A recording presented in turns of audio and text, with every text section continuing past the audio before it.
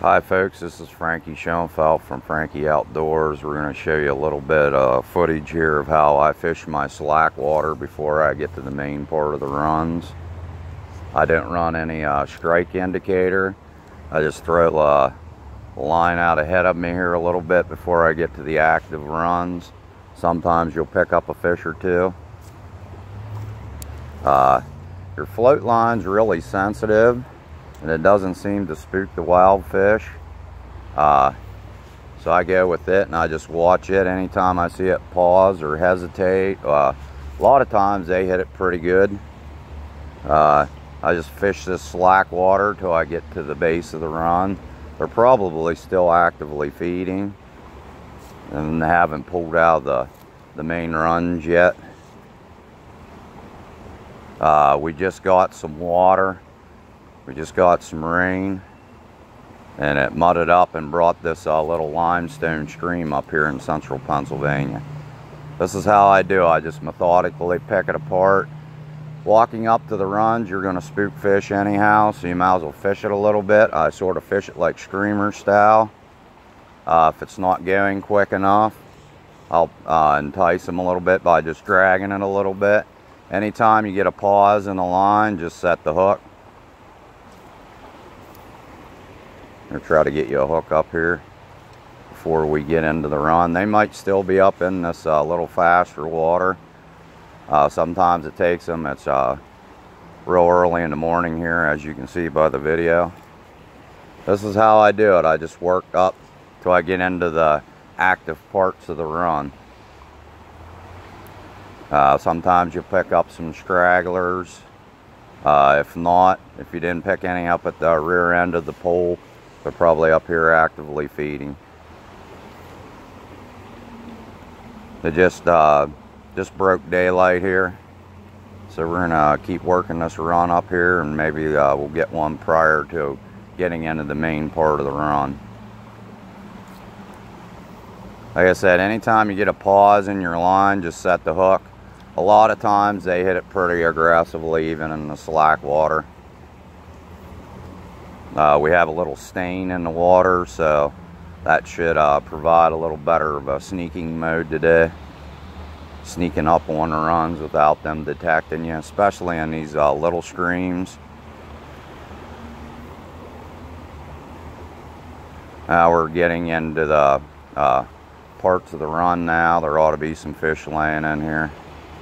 You never can tell what the fishing pressure's been lately. You just fish. I try to cover as much water as I can, and I try not to spook fish till I get up into the run. And obviously once they're in the run, they're going to sit still till something comes drifting by them they want to eat, or you spook them. We're starting to get up here in a little faster water, but this is a little stream, so I, with my 2 tungsten beads on the end of my nymphs, I should have adequate weight to get it down to the bottom. The float line, oh, there was one. I just missed one, folks.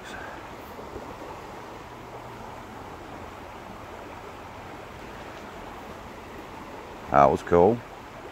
We didn't make it to the base of the run yet and had some activity. I thought I'd pick up 1 or 2 back here at the back end of this, but they're obviously up here in a little bit faster water.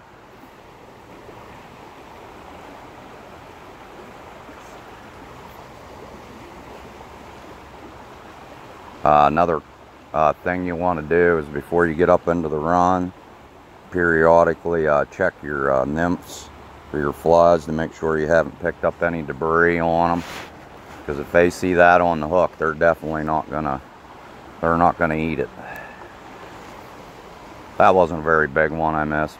Most of these little limestone streams, they don't have very big trout, but they usually have a healthy population of them. Every once in a while you'll get a decent one, but for a whole they're usually little juveniles. You just keep working yourself up into the run. Like I said, the float line doesn't seem to disturb them that much. I'm amazed that we haven't picked up any fish, but that's videoing.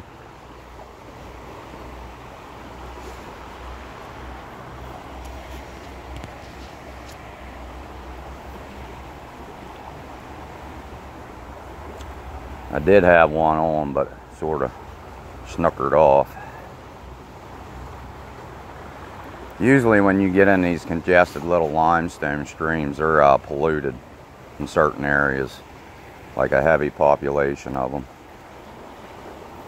And just make sure you work all angles of the run, because you never know where they're going to be laying. Sometimes they're laying in the slack part of the run, sometimes they're laying in the heart of the run. You just keep working it. Like I said, the float line doesn't seem to bother them much, not that I'm aware of. I fish this similar style, but I add some weight in the bigger streams and I add a little longer leader.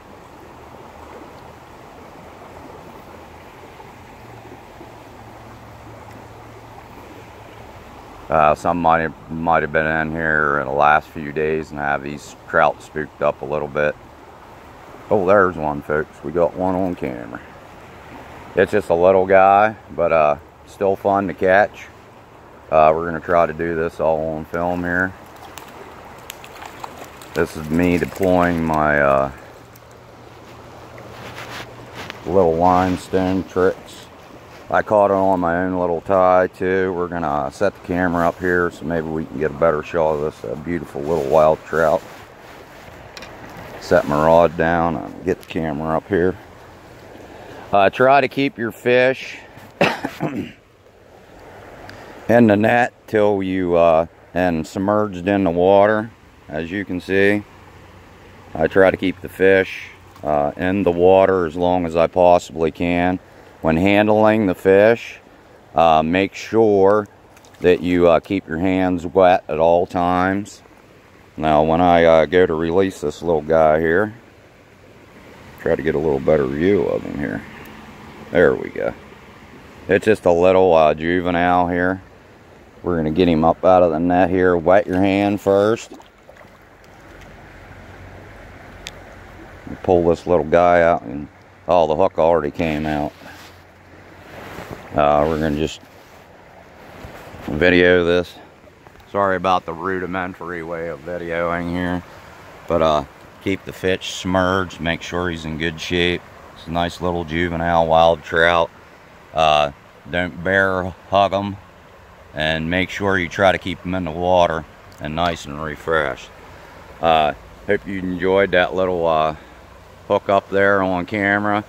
We're getting up into the active part of the run, so the fishing might get a little better here.